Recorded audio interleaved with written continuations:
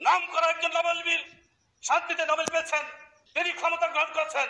আমরা কর্মচারীরা আশা করেছিলাম প্রথমে সেই আমাদের যে দ্রব্যমূল্যের ঊর্ধ্বগতি বাজারের সাথে পাল্লা দিয়ে যারা সরকার পরিচালনায় সহযোগিতা করবে, যারা সরকারের উন্নয়ন করবে, তারা না খেয়ে রাস্তায় রাজপথে মিছিল করবে, এটা আমরা দেখতে চাই না। ডক্টর ইউনূস সাহেব, আমরা চাই আপনি তাড়াতাড়ি এর ব্যবস্থা করুন।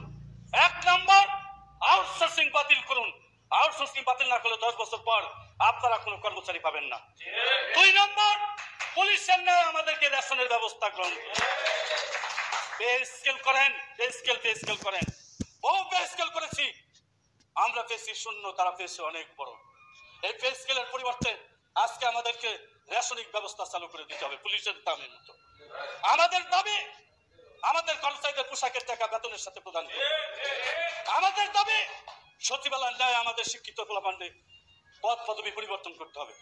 আমাদের দাবি আজকে ডক্টর ইউনূস সাহেব, আপনার অন্তর্বর্তী সরকারের কাছে বলতে চাই, 3 মাস ক্ষমতায় এসেছেন, আজকে বিজ্ঞপ্তি হয়েছে ওই জনপ্রশাসনের সিনিয়র সচিব বলেছে 18,000 বিসিএস কর্মকর্তা নিয়োগ করবেন।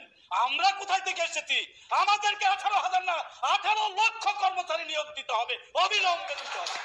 কি পেয়েছেন?